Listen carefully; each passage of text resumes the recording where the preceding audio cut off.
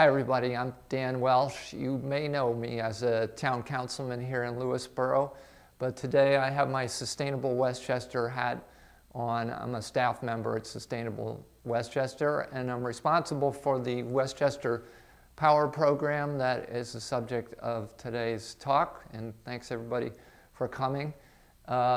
Westchester Power is a program of Sustainable Westchester, which is a nonprofit organization owned by the municipalities. But importantly, Westchester Power is also a community program. It is participated in by municipalities individually, and it becomes an aggregation for that municipality. So a little background first before we get into the nuts and bolts of Westchester Power. And I'm going to give you a little context on the other programs in Sustainable Westchester because I think the relationship between these peripheral programs and the power aggregation is extremely important. Sustainable Westchester has been around for quite some time in various guises since 2009. As I said, it's a membership-based nonprofit. So the municipalities in Westchester are the board members, or they come together once a year in an annual membership meeting. They select the board, and the board oversees the operations of the company. There are 42 out of the 45 municipalities in Westchester that are participating, so there's 3 that we're still working on, and one of them I think is about to fall, so we'll be pretty close to everybody. And also the county government itself is a participant as of about a year ago, so they now are members with the same status as everybody else, so it's not like they have a special status. The organization takes advantage of the aggregation of all this population to put together programs for sustainability, of course. So the tools we have at hand are, of course, aggregation and sharing, as it's seen as a shared service. In fact, in the municipal shared service plans that the towns and villages and cities are required to put together every year, most of them have listed the Westchester Power program as one of those shared services.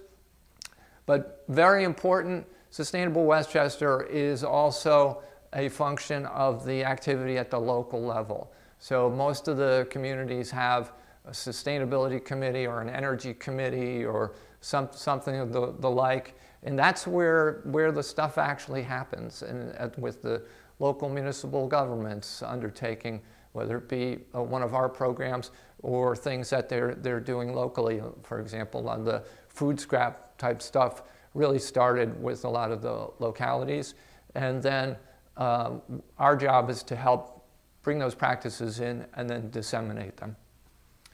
A lot of the work that we do, we focus on this particular dynamic, which is the intersection of environment and the economy.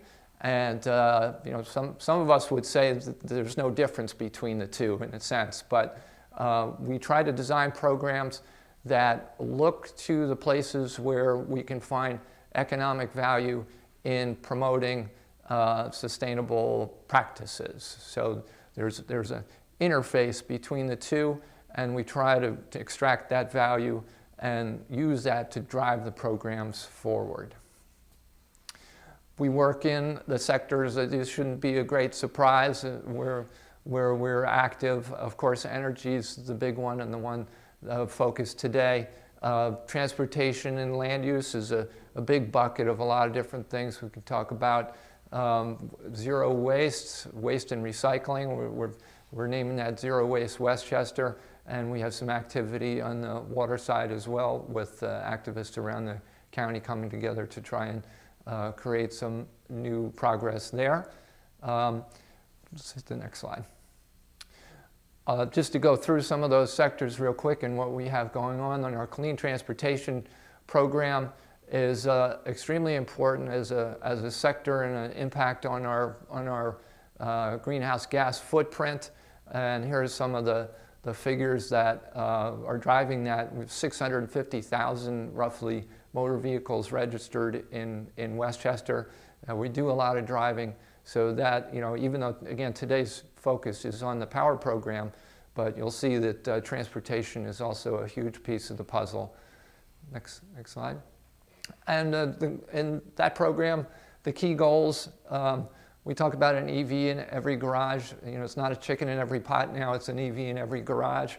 EVs are here and now. I drove mine here to the meeting today, a car that I purchased through a discount program that we organized through Sustainable Westchester. We've got an additional $5,000 discount plus all the state and local credits. The car ended up costing me $15,000.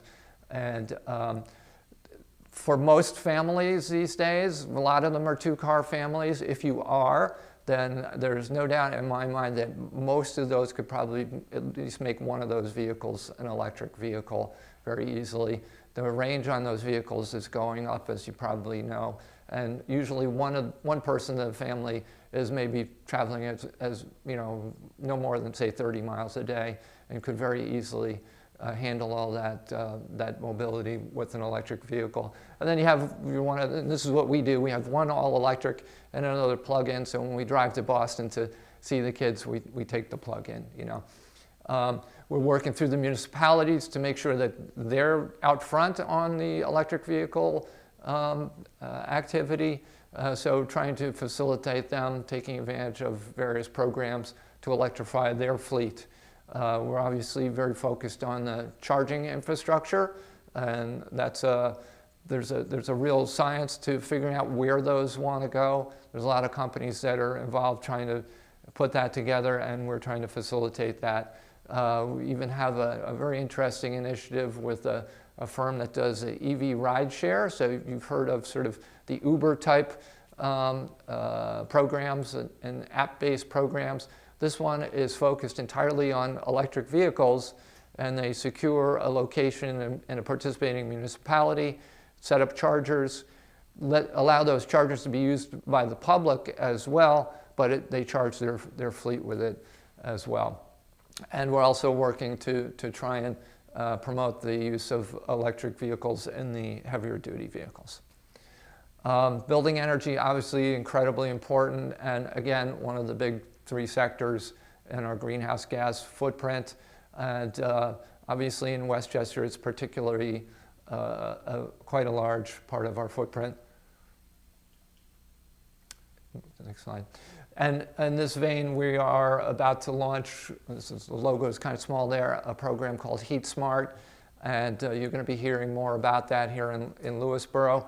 It'll be focused on, actually flip to the next slide here, focused very much on the new heat pump based technologies. You have ground sourced heat pumps and air sourced heat pumps.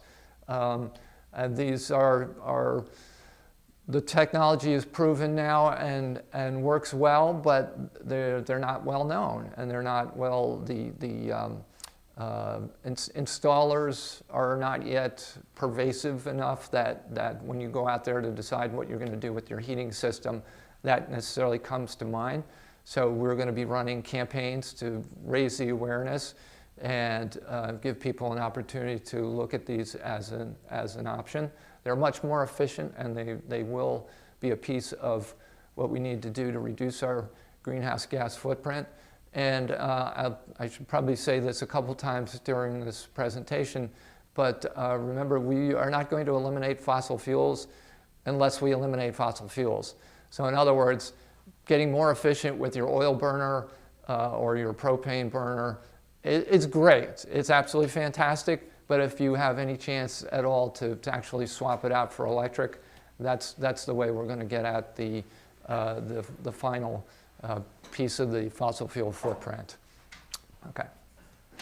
Of course, it goes without saying that solar energy is a big piece of Sustainable Westchester activity, and that comes in different forms. There's the Solarize program, which you may have heard about because Lewisboro participated in it not too long ago. It's a campaign-based program. We go into a community and get the local committees engaged on it, run events. The communities participate in the selection of an installer who is the installer for the campaign, for that finite campaign. It usually runs for, I think, about 3 months. to give it a sense of urgency. And we've run those all around Westchester. It was quite successful here. We teamed up with Pound Ridge, and I think we put in something like 30 or 40 systems with the campaign in Lewisboro. Community solar is kind of the next wave of putting more solar energy on the rooftops and other spaces here in Westchester. It's basically a program under which you have a large building or a field or a brown field. You put up a large solar installation, and residents and small businesses can subscribe to that as if it was on their own roof. So you get some of the same benefits for that.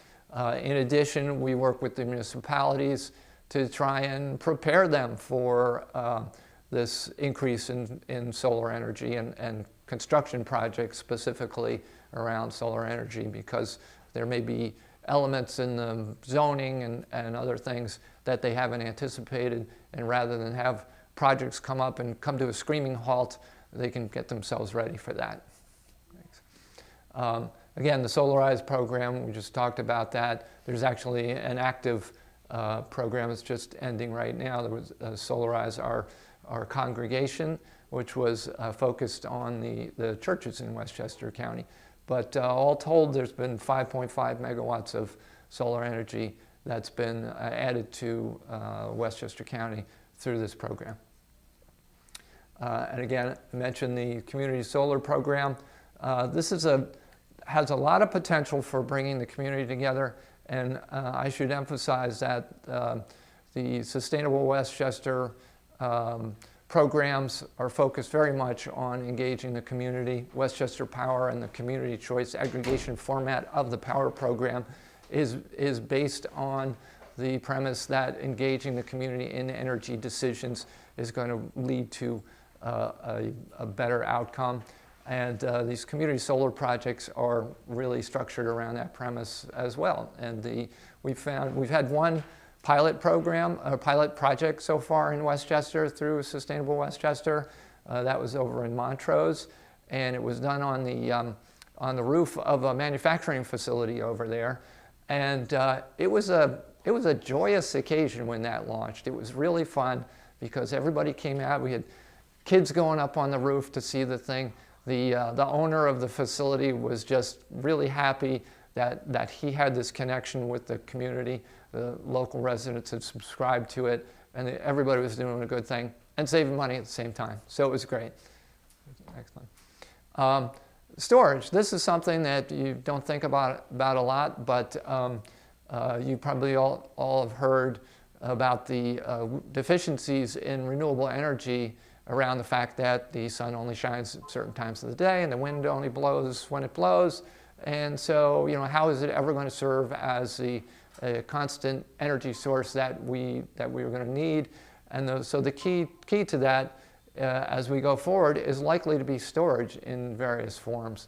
Right now, a lot of the storage activity that you hear about will be battery-based. So you may have heard, for example, at the residential level of the Tesla Powerwall. If you've seen that in magazines, and it's just starting to make its way onto the street. I know a few neighbors who have installed those so far, which is just a little white box that sits on your wall and gives you an ally to your solar system. So if your power goes out, you can switch back onto the batteries. And if you have the access to day-night metering options and lower price electricity during the night, you can actually sort of arbitrage things too, so it can sort of pay for itself. But there's a lot more going on in storage. There's big utility scale storage, and there's various storage strategies to improve the performance of the grid. And there's other kinds of storage as well. There's bin storage technologies in use for some time now in the form of reservoirs that rise and lower, and they let out when they need peak power. So that's out there, but it's going to be a big piece of the puzzle as well. And Sustainable Westchester has an individual who is putting a lot of focus on that and trying to accelerate that. It's important, again, as we look at this power program, we like to put a context around things. And one of the important things to, oh, this is actually the wrong slide. Could you just flip to the next slide? How did we get to here? Okay, no, that's fine. Go back, go back. I'm thinking of the next slide. Waste activity. We have an individual, Neha Danik, who is focused on waste and recycling. Of course, this is kind of the most traditional area when you think of sustainability.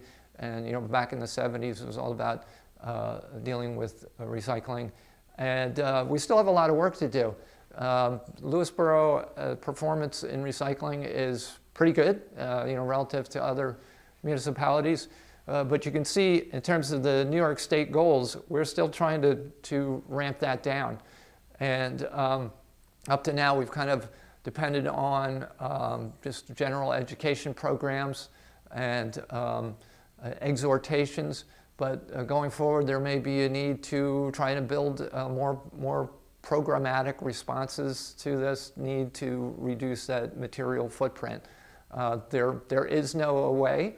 As you know, most of the landfills in Westchester County are now shut down.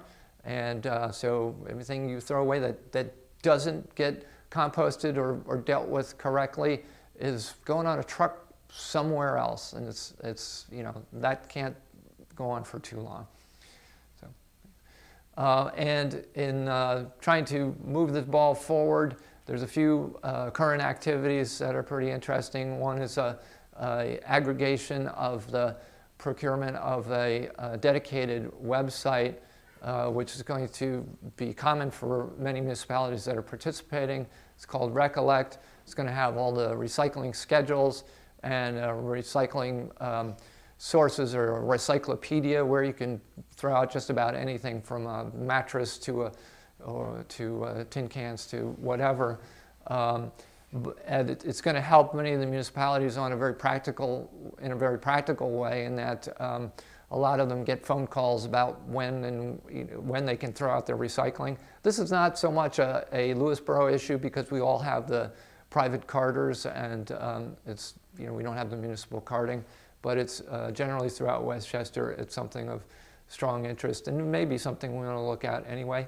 And I heard some talking about composting before we got started. I know some of you are already involved in that, as is Sustainable Westchester, working with some community groups to come up with good models for replicating at the small level like that. We've also got organized a committee of people from around the county that meet on a monthly basis. And for example, a month ago, they met with the head of the solid waste in Westchester County and really picked his brain about the material separation center and the future of recycling. There's a lot of concern because China stopped receiving a lot of our recyclables. Where do we go from here? So there's a lot of good think tank activity going on too. Thanks. Going forward, something as simple as having a consistent approach to recycling in public places is something that we're interested in. Reducing food waste. There's discussions going on around that. A lot of the schools are showing interest in that.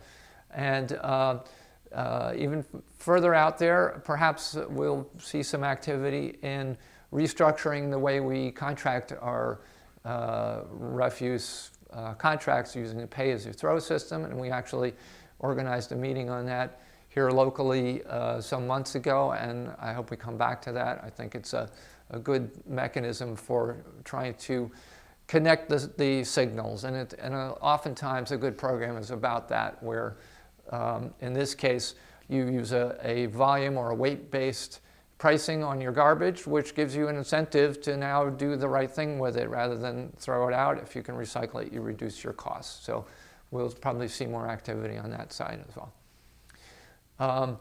So now we're back to the energy area, which was the focus of this presentation in the first place. And again, as I started to say, part of the context for this is the New York State Energy Program and its goals.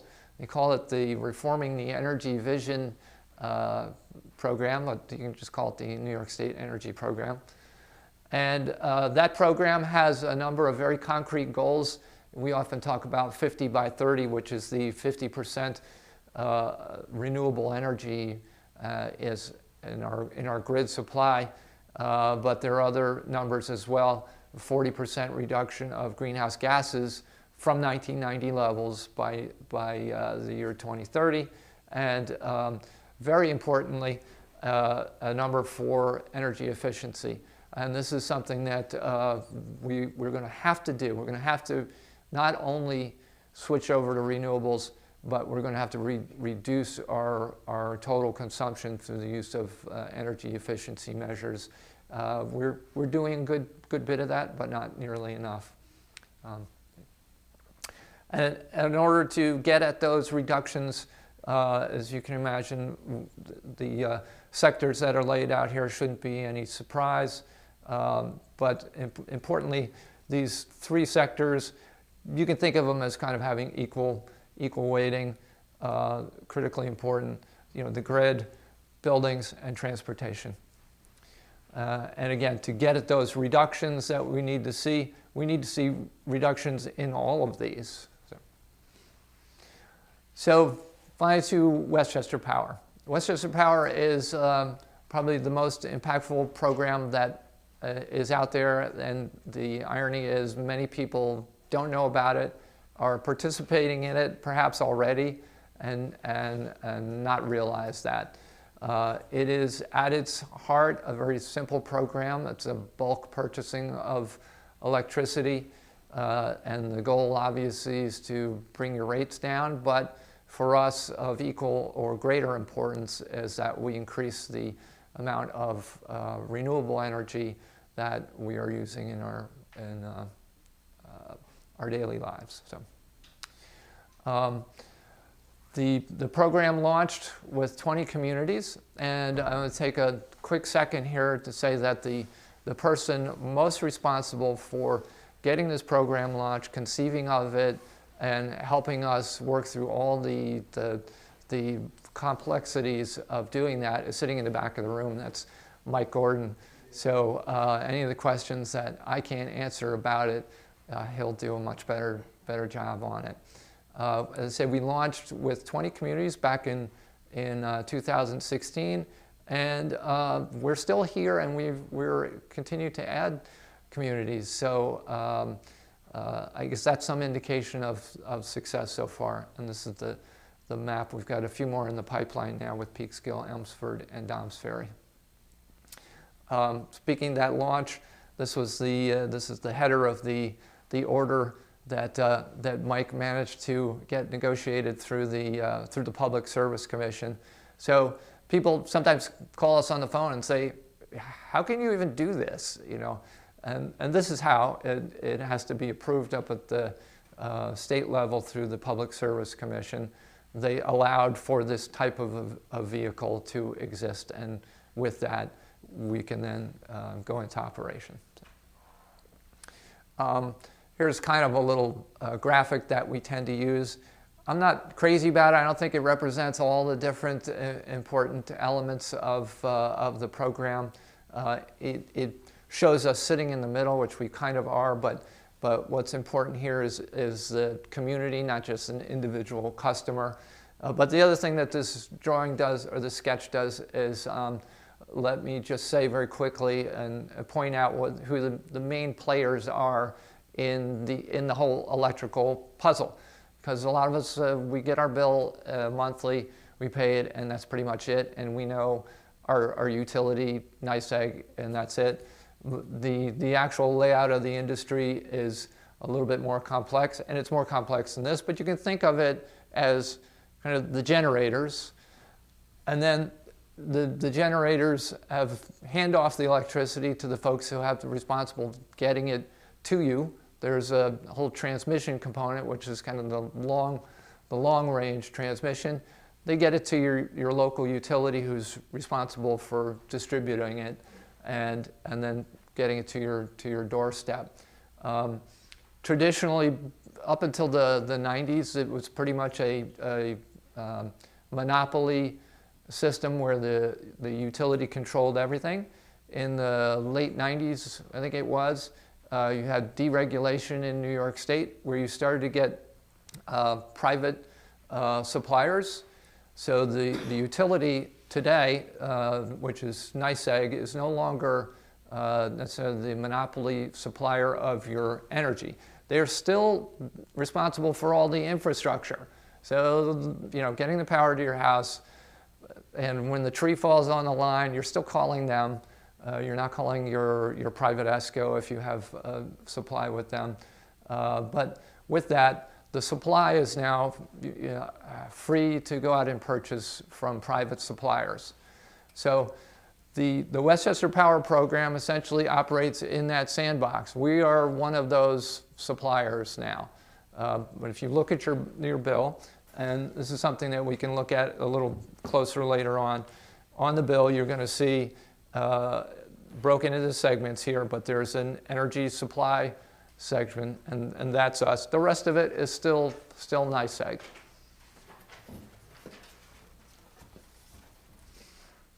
So you can go to the next slide. Since the launch, and as I say, that launched in April of 2016, we are coming up on the end of the first contract. We have saved the participating residents and small businesses in Westchester about $15 million in total. Sounds like a big number, a lot of people. There's 100,000 people in the program. And importantly to us, again, the carbon mitigation, almost 400,000 tons of carbon mitigation.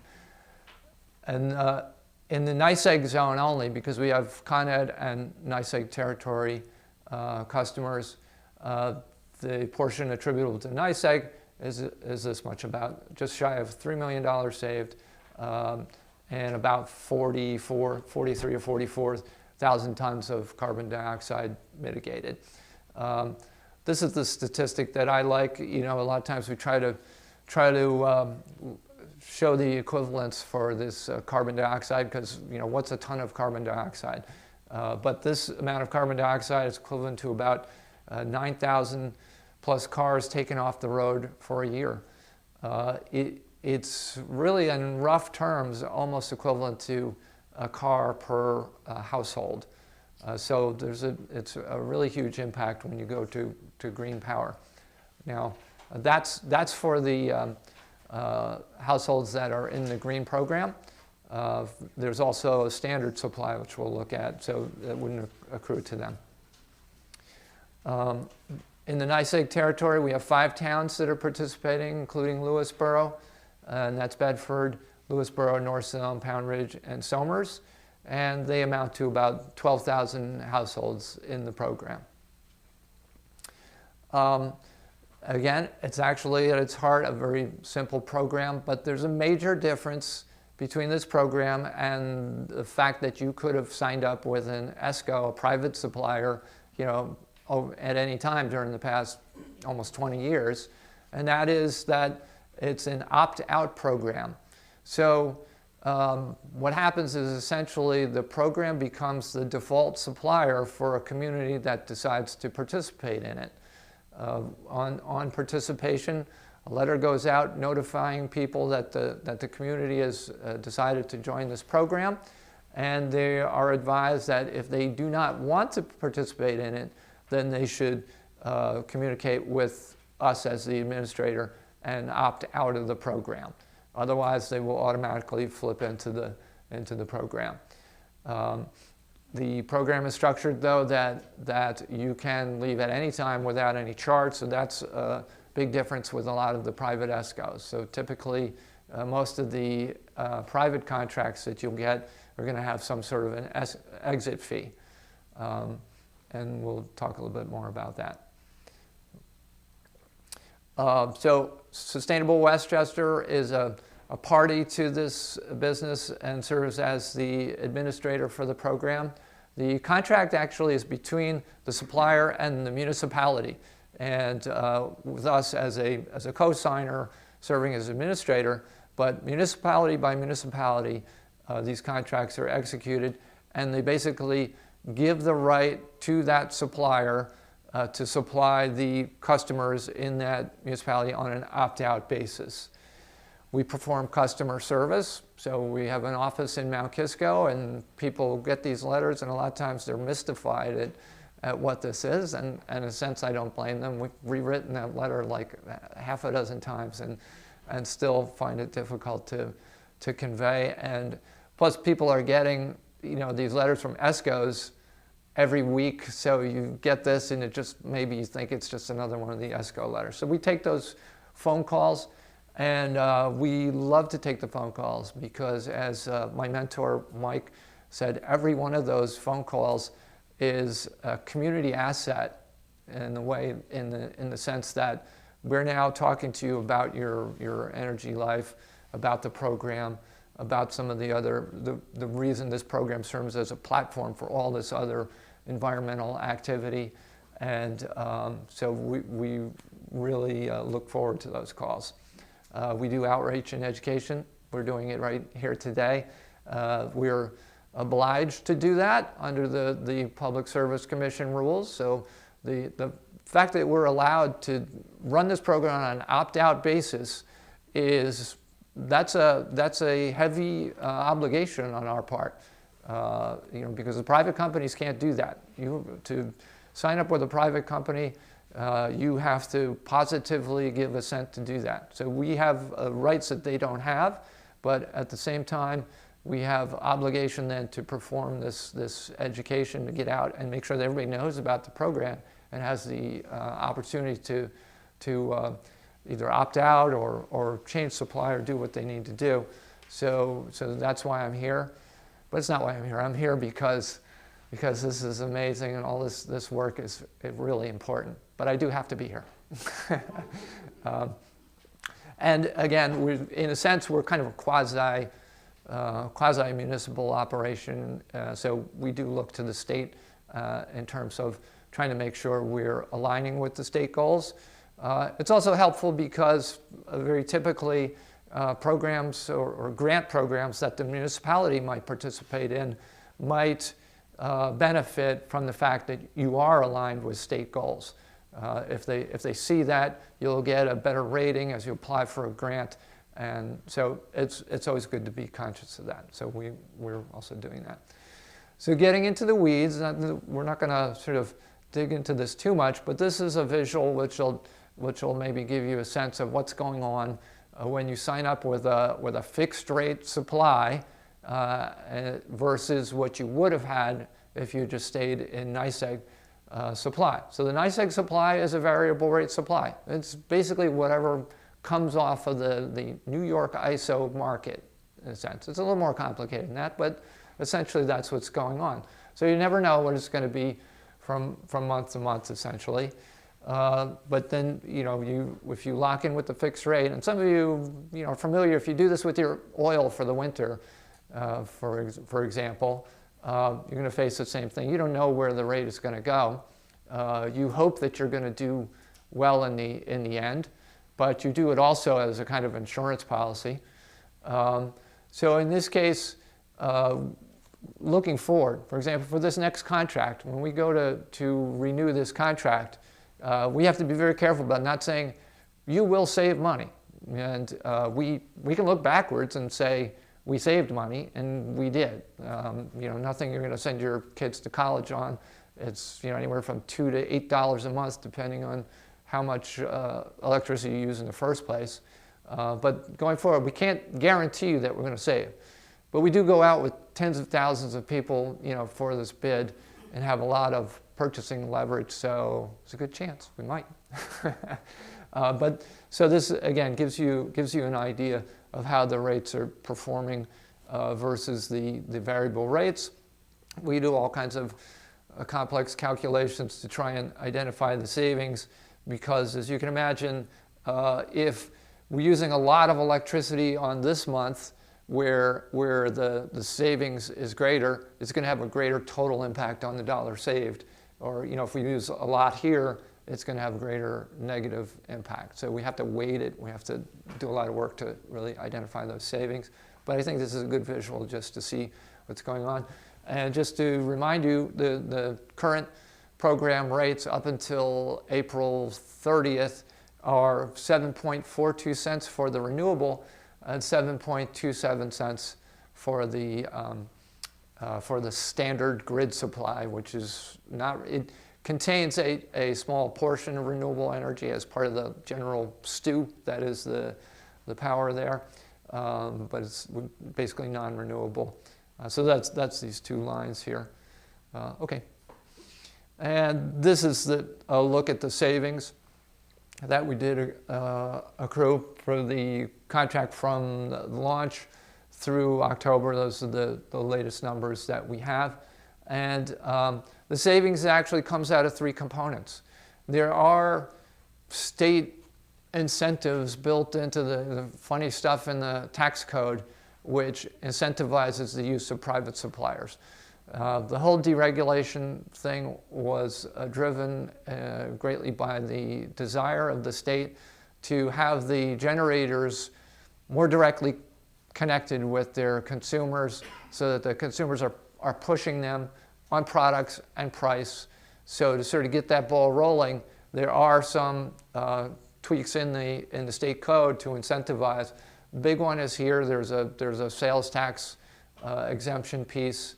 There's actually, and this one is not like totally intuitive to me, but there's a bill issuance charge where you're saving on that as well. And then your savings on energy, which are actually, in this particular case here, are less than the other two pieces. What we like to say, we are showing significant savings overall. We are saving on the energy, and we're buying green power. And this is what it translates to for this time period. If you're in the standard supply, you average the total savings of a little over $200. And the green supply, it's going to be less. It's a little more costly. Yeah. This is all, you're comparing this to New York State Gas and Electric. That's right. Yeah. There are dozens of other yes. suppliers. Yes. So let me speak to that. So I'm glad you brought that up. Dozens, if not 100 other ESCOs out there, private ESCOs. And there's a whole range of companies, some of them quite small, almost little brokerages, up to big mega corporations, multi-billion-dollar corporations. And you can go out there and purchase power on your own. And you have had that ability to do that since, as I say, the late 90s. The actual pickup on that by individual consumers was about maybe 25% at maximum of people actually went out and did that. And of those people, there are a good number whose experiences were less than savory. There are a number of good companies out there, very, very trustworthy. But there's a lot who are kind of operate on the fringe a little bit, and you probably heard that, or in the worst case, experienced it yourself. So at one point, the Public Service Commission was even thinking of pretty much putting an end to this business, and that negotiation kind of continues already. You got practices as they call slamming, where you get a phone call, someone will say, hey, I can give you a good rate. Would you just give me your ID number so I can see what's available? And you get through, and maybe you don't even accept what his offer, and you say, I'll think about it, I'll call you back, okay? And 3 months later, you go back and you look at your bill, and you're like, well, I never signed up with these guys, and they put you in anyway. And maybe it's at a rate that's not the best rate. Even more common than that, even with the good companies, is you're signing on at a very attractive rate, 6 cents a kilowatt hour or something, and you sign the contract and off you go. You forget about it. A year later, sometimes only 6 months later, when that contract term ends, you're now on month to month. If you look at the fine print in your contract, it says you go on a variable month to month rate. And we get phone call after phone call, people, by the time we get through talking with them, they pulled out their bill and they see they're paying 11, 12 cents a kilowatt hour because it's just been sitting there all that time. So this is very much like if you switch your bank account every 3 months, because they have a special where you get like a a $100 gift card, and you keep doing that. There are people who do that and actually make out. And you could continue to go out and look for new suppliers and sign on and keep yourself in good shape and probably get very good rates. And if that's something you have the energy for and the attention span for, then you'll do better, right? So we do get people call and say, I see this is 6 cents. How come you're at 7 cents? And we say, because none of those companies are going to sign a long-term contract for the 7 cents, kind of level that we're at. They signed you up at 6 cents because they know X percent are just not going to come back and go look at their bill. And so believe me, they know their numbers. So as long as they keep you longer than that term for X additional months, they paid off for their customer acquisition, and they're making money, and that's how they stay in business. So if people call and they tell us, I got a better rate, we say, fine, stay with it. Watch how things go, and you can stay with it. Also what you don't get with those programs is all the rest of the stuff that's going on around this. And the fact that if we didn't have this community program organized in this manner, we wouldn't have the resources to work on all the rest of the puzzle with the rest of the greenhouse gas mitigation measures. It'd be very difficult for us to have the same momentum that we have with all the other programs. And going forward, we'll talk about what's in the future for the CCAs. That's the acronym for this type of program. Those things would not be available either, and we'll see what we're going to do in that vein.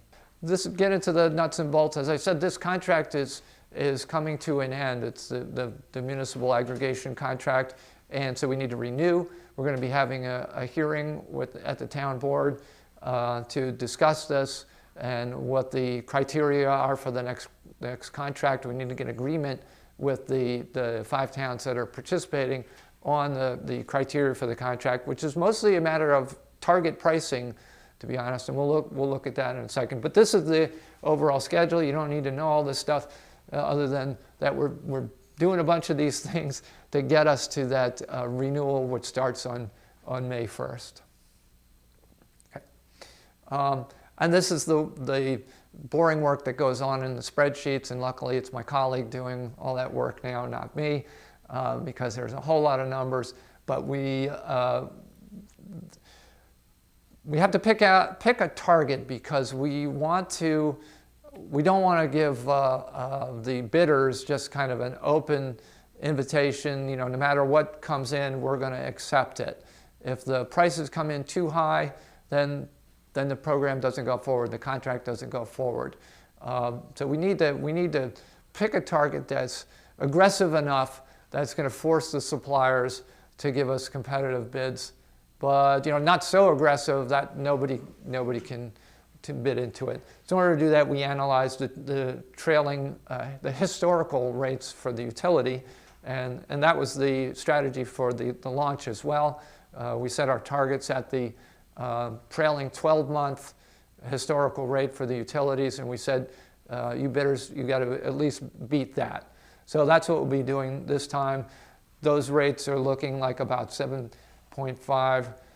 We're thinking about using the 24-month trailing rate this time, being a little more aggressive, the 7.3 area. So that's probably where we're going to be at. Speaking a little bit to the nature of green power, because we often get questions like, and they're good questions, like, how do I know it's green power coming in my house? You can't control, the generators are off wherever they're at, and how do you know what's coming into your house? Or how do you buy green power? And it's a great question. It always gets us energized to try and figure out how to communicate that. This is an attempt at doing that in the sense of relating it to a big bucket of water. The grid is out there. The New York ISO authorities have to keep it energized. It has to be filled at all times so you can draw off it. It has to have the proper voltage and availability and a lot of different features. But they have to keep it keep it filled. You're on the other end drawing off.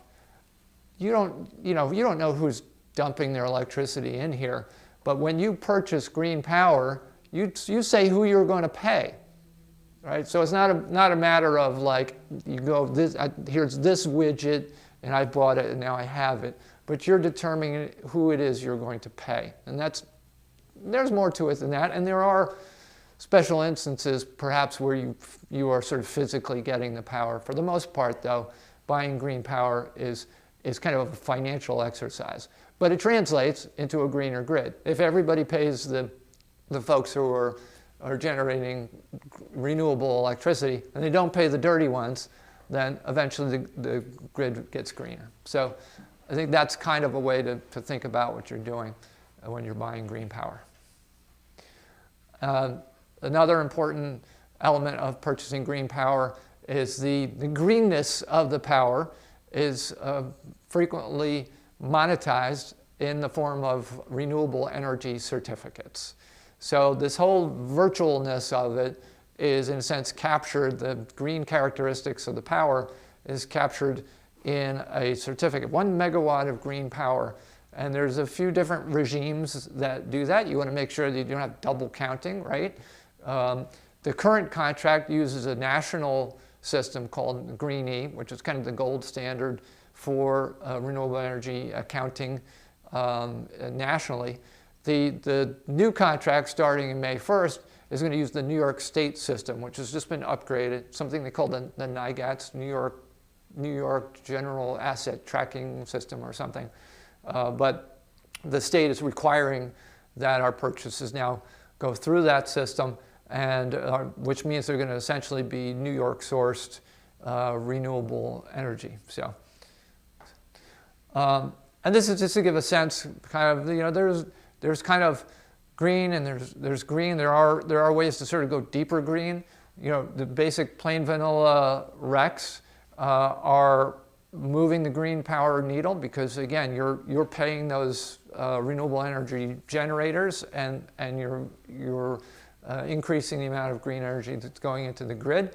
But there's other activities that we're doing that we consider to be sort of deeper green and the natural evolution of things. They describe the community solar activity. We eventually see this community solar integrating with the community energy program so that it becomes an integral part of it. And another option that we are looking at very closely is to connect more closely with the generators through special contracts, which even include the whole transmission stream, which these kind of contracts could give us greater, what we call additionality. So if we are speaking directly to a generator and helping them, for example, through that contract to be able to finance new renewable energy, then we consider that to have a higher impact, higher additionality. So there's ways that you can kind of go deeper and deeper green, and the ultimate goal for us is 100% renewable in Westchester County. So again, looking forward, I kind of already spilled the beans on this a little bit. We do see the community solar being integrated directly into the CCA program itself. As I say, we already have some certain projects going on, and we actually expect to have a few more opportunities for people to participate in that in the near term, in this current year. It's interesting, the projects that are out there right now for community solar, based on the current rates that are available and the compensation that's available to those developers on the grid, they're actually coming in where you can have a guaranteed savings on your bill. And they're also compatible with participation in the CCA, in the Westchester Power Program. So you could be a part of the community program and still sign up for the community solar, and it would not sort of displace that or be an either or proposition. You'd be able to sign up, and as I say, the way the contracts are structured today, it's almost like free money. There's a weird, say you get like a financial credit on your bill, and it's not completely intuitive. But when the dust settles, you are saving maybe anywhere from 7 to 10% on your bill. So keep your eyes out. We expect to be making more of those opportunities available in the near term, and then, as I say, long term, integrating them directly into the program. I mentioned the idea of trying to contract more directly and kind of, cut out the middleman, if you will, and have more of a direct connection with suppliers going forward. That's probably more towards the Con Ed side of our program. I think here in the NYSEG side, we really have an opportunity to contract for more local renewables because we're adjacent to places that can put these things in. You're going to see more time of use metering, more granular metering as the authorities and the state authorities and the utilities try to promote the smoothing of the load. You have a big peak in the afternoon, and the utilities and the generators have to plan for that peak. So when that comes, they're turning on the dirtiest facilities that are available. They're shut down. They're coal-fired. They're old oil-fired. But when they hit that peak, they have to supply. They can never let the grid go fallow. It's not. They have to keep it fully energized at all times. So to the extent that you go to these more granular rate structures where you're paying more during that peak, you're going to be incentivized to figure out ways to maybe shut some things off and smooth that off. You're going to see more of this, and as a program, we're going to be thinking an awful lot about that. In fact, we're going to try with this next solicitation to ask the suppliers for some sorts of rates that we can use in responding to this need. Another interesting factor, of course, is the shutdown of Indian Point. We get asked all the time, what will be the impact? There have been numerous studies that talk about rate increases anywhere from just a few percent to alarmist things from the industry and from the nuclear industry saying it's going to be huge 100% increases or something. It's probably closer to the few percent area, and yet this is an important factor for us, and the more we do to develop local sources and long-term contracts to service our needs, the lower the uncertainty factor around that shutdown and the impact on us. So we'll be watching that. Thanks. That's the program. Great. So thanks everybody for coming to the presentation today. I'm surprised at the turnout. Honestly, it can appear to be a dry subject, but it's actually quite fascinating when you think about the implications, both just in your day-to-day lives and especially for your children's lives for the future. So thanks very much for taking an interest in this.